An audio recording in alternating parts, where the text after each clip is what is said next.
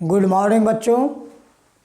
आज दिनांक 23 नवंबर 2020, वर्ग षष्ठ, विषय संस्कृत। आप लोगों को पाठ 4 तक की पढ़ाई हो चुकी है।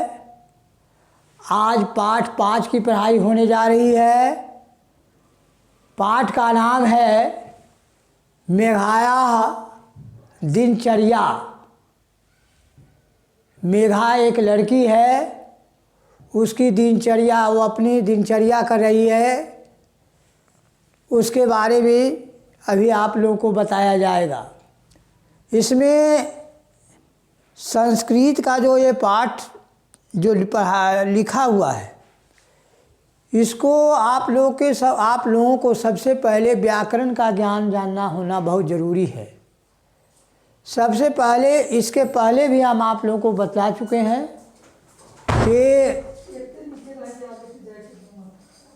कि कर्ता कारक, इसके पहले कारक कर्ता और कर्म कारक के बारे में आपको जानकारी मिली। कर्ता कारक के बारे में और कर्म कारक के बारे में आप लोगों के आपको जानकारी मिल चुकी है। कर्म कारक कर्ता क्या है, इसके बारे में हम थोड़ा बतला देते हैं कि कर्म कारक कर्ता जिसे कर्ता सबसे अधिक चाहता है, कर्ता जिसको अधिक चाहता है वह कर्म कारक है। और कर्म कारक में आप लोग जानते ही होंगे कि तृतीया, इसमें तृतीया और पंचमी विभक्ति की जानकारी आपको आज मिलेगी। और करण कारक के बारे में भी आपको जानकारी दे रहे हैं कि करण कारक उसे कहते हैं जिस साधन के द्वारा क्रिया संपन्न होती है, उसको हम करण कारक कहते हैं। और करण कारक में तृतीया विभक्ति लगती है। आप उसके बाद आपको अपादान कारक पढ़ना है। अपादान कारक वह कारक है जिन दो वस्तुओं का वियोग हो, वहाँ जो अस्थिर है उसको हम अपादान कारक कहते हैं। उदाहरणार्थ जैसे वृक्ष से पत्ते गिरते हैं, वियोग हो रहा है, वृक्ष से पत्ते गिरते हैं। वृक्षात् पत्राणि पतन्ति, वृक्षात् पत्राणि पतन्ति, इसमें है क्या, अपादान कारक है, इसमें वियोग हो रहा है कि वृक्ष से पत्ते गिर रहे हैं। और आप लोग शब्दार्थ जो है पेज नंबर 54 में है, किताब निकालिएगा। पेज नंबर 54 को आप कॉपी पर में लिख लीजिए। बहुत सारी उसमें शब्दार्थ है, उस शब्दार्थ को आपको लिख करके याद करना है। और किताब को, इस पाठ को, जो मेघाया दिनचर्या है, दिनचर्या की बात जो हो रही है, उसके बारे में आपको खूब पढ़ना है। 2, 3, 4, 5 बार पढ़िए, आपका संस्कृत का श्लोक का अर्थ अपने आप प्रकट हो जाएगा। जैसे मान लिया जाए, शब्दार्थ है, इसमें है मेघा प्रातः काले उत्तिष्ठति। पाठ हम शुरू करते हैं। किताब को देखिए, हाथ रखिए किताब पर। पाठ 5 की पढ़ाई हो रही है। मेघा प्रातः काले उत्तिष्ठति। मेघा प्रातः काले मतलब सुबह में, सवेरे। उत्तिष्ठति माने उठती है। मेघा एक लड़की है जो सवेरे में उठती है, सुबह में उठती है।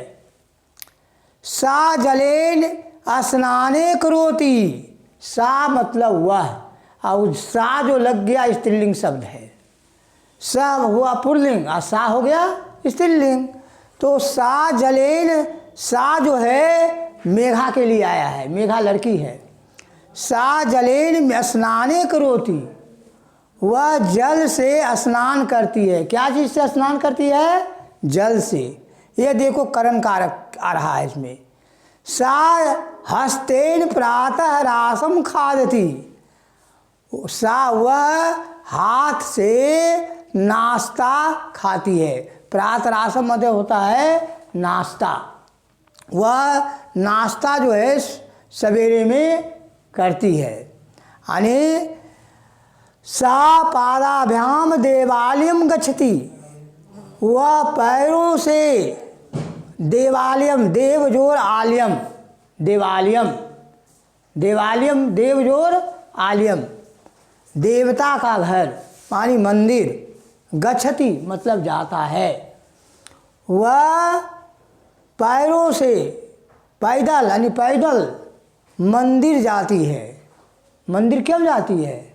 भगवान की पूजा करने के लिए। मेघा एक छोटी लड़की है, वह सवेरे उठती है और सवेरे में उठकर स्नान करती है, उसके बाद भगवान को प्रार्थना करने के लिए, पूजा करने के लिए मंदिर जाती है।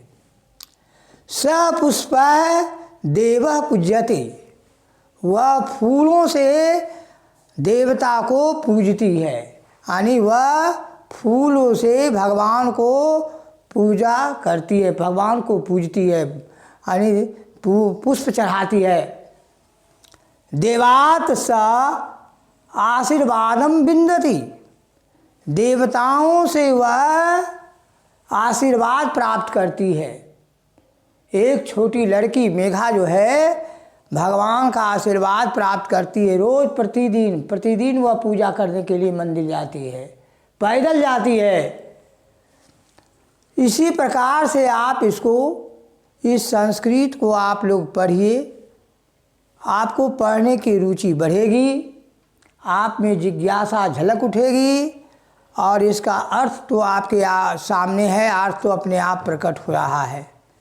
इसमें जो है आप लोग यह समझ गए होंगे कि कितना जो है नैतिकता की बात बतला रहा है संस्कृत। संस्कृत पढ़ने से बहुत लाभ है, आपका आचरण सुधर जाएगा बाबू। नैतिकता का पाठ जो है संस्कृत संस्कृत पढ़ने से होता है। ऐसे तो हर एक विषय का महत्व है, लेकिन नैतिकता की बात में हम तो आप लोगों को साफ साफ बतलाते हैं कि भगवान भी जो है संस्कृत भाषा को पढ़ने से, सुनने से में ललायित रहते हैं। इसलिए इस पाठ को आप पढ़िए, जिज्ञासा को बढ़ाइए। इसमें आपको करण कारक, आपादान कारक सब आ गया है। आपको देखे होंगे कि वियोग का भी इसमें आया अपादान कारक में, कि जिन दो वस्तुओं का वियोग हो उसको हम अपादान कारक कहते हैं। जैसे वृक्ष से पत्ते गिरते हैं, वृक्षात पत्राणि पतन्ति, यहाँ वियोग हो रहा है। वृक्ष से पत्ते गिरते हैं, वृक्ष से फल गिरते हैं, ये सब जो है यदि आ जाए तो समझ जाइए कि अपादान कारक में है। अब देखिए अपादान कारक में विद्यालयात् अवकाशः भवति, विद्यालयात् मतलब होता है विद्यालय से, अवकाश माने होता है छुट्टी, अब भवति माने होता है। विद्यालय में से, विद्यालय में क्या होती है? छुट्टी होती है। विद्यालय से आपको छुट्टी भी मिलती है। विद्यालयात् सा उद्यानम गच्छति, विद्यालयात् मतलब विद्यालय से वह, उद्यान मतलब बगीचा, गच्छति माने जाता है। यहाँ सा लग गया इसलिए जाती है, कोई लड़की है, वह मेघा एक छोटी लड़की है, उसके बारे में बतलाया जा रहा है कि मेघा जो है वह विद्यालय जब जाती है तो विद्यालय में जब छुट्टी होती है तो वह बगीचे आती है, बगीचे जाती है। उद्याने वृक्षा अस्ति, उद्यान में जो है वृक्ष है। वृक्षात् फलानि पतन्ति, वृक्ष से फल गिरते हैं। बानरः वृक्षात् अवतरति, और बंदर वृक्ष से उतरते हैं। तो वृक्षात् यहाँ देख रहे हैं वृक्ष से, यहाँ वियोग हो रहा है, ये इसलिए यह अपादान कारक है।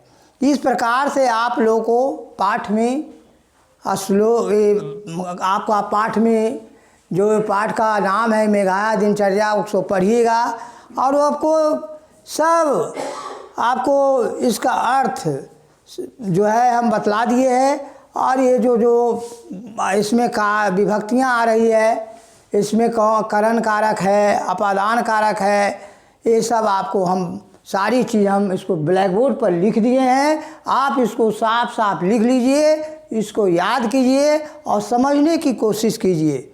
सबसे पहले इसको शब्दार्थ है, देखिए शब्दार्थ है प्रातः रासम नाश्ता, प्रातः रासम मतलब नाश्ता, वस्त्राणी मतलब कपड़े, जनका मतलब पिता, भगनी मतलब बहन, अवतरती मतलब उतरता है, अधुना मतलब अब, अवकाश माने छुट्टी। इस प्रकार से आपको यह श्लोक है, ये जो शब्दार्थ है, इस शब्दार्थ का आपका अर्थ लिखा हुआ है, हिंदी किया हुआ है। आपको केवल पढ़ना है याद और लिखना, याद करना है। यह देखिएगा कि जब आप शब्दार्थ लिखिएगा तो आपको याद हो जाएगा, और जब इसको पढ़िएगा कि इसमें जब पढ़ाई शुरू कीजिएगा कि मेघा प्रातः काले उठिष्ठति, तो उठिष्ठति माने क्या होता है जी, उठता है।